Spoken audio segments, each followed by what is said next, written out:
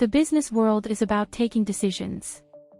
These may range from choosing a new country for expansion to hiring staff from a particular college. Biases are of many types, and we rely on these as quick fixes for the easy life it provides to the decision maker.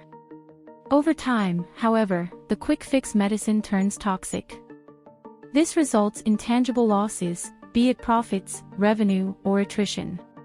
Here, we will discuss the 5 major types of biases of 12 that have been identified, with an example of business harm of each, and strategies to deal with these.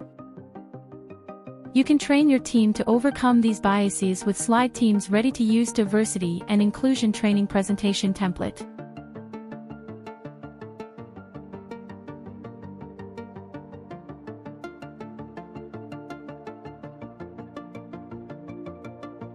The first of these is the confirmation bias.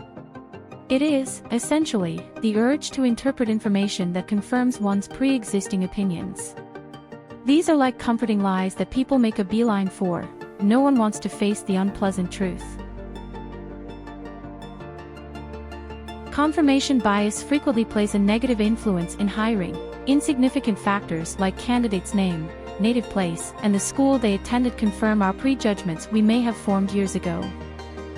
A way to deal with it and have a completely bias-free recruitment process is to ask standardized, skills-based questions that provide each candidate with a fair chance. With this solution, you avoid asking too many off-the-cuff questions that may lead to confirmation bias. Gender bias is the tendency to prefer one gender over another. According to McKinsey & Company, different invisible barriers are holding women back.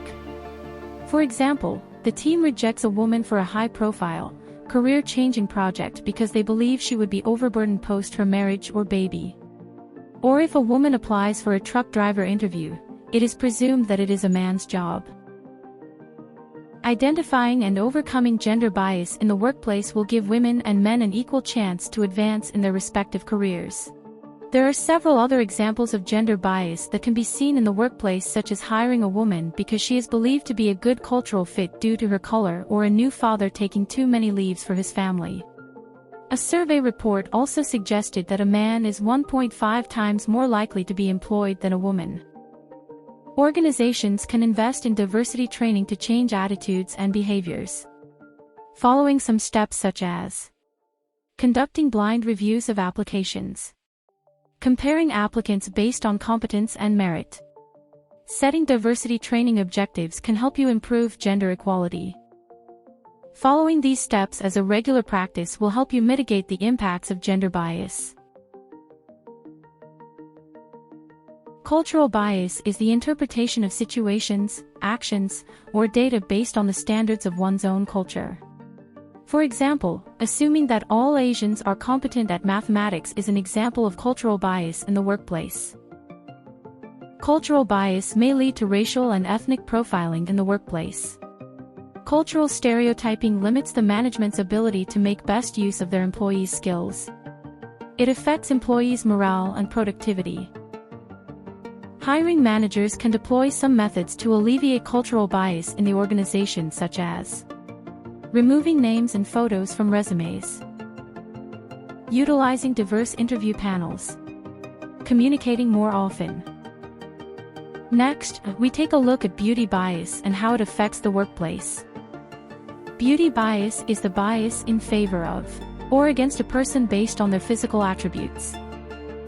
If a beautiful woman is going for a truck driver position, we can see that the less attractive woman will probably get the job.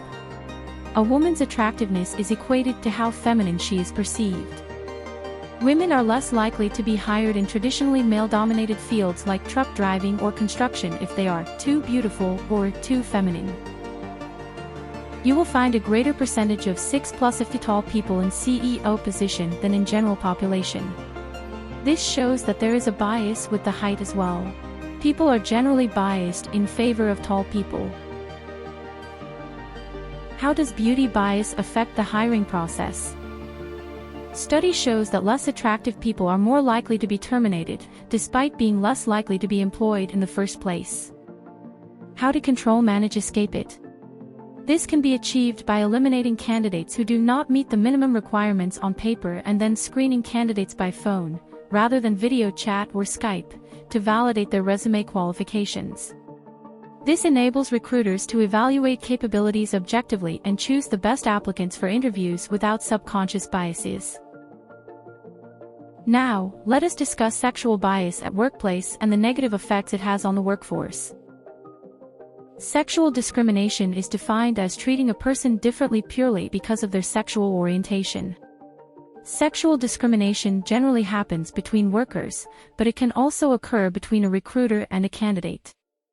LGBTQ+ workers have a much harder time being hired, getting promoted, receiving parental and spousal benefits, and feeling supported at work. LGBTQ+ employees report higher challenges towards growth. Many believe that they must outperform non-LGBTQ+ colleagues to be recognized. 40% of LGBTQ+ women said they needed to give more proofs of their ability. Sexual bias in the workplace. Company policies might make it difficult for LGBTQ+ employees to work.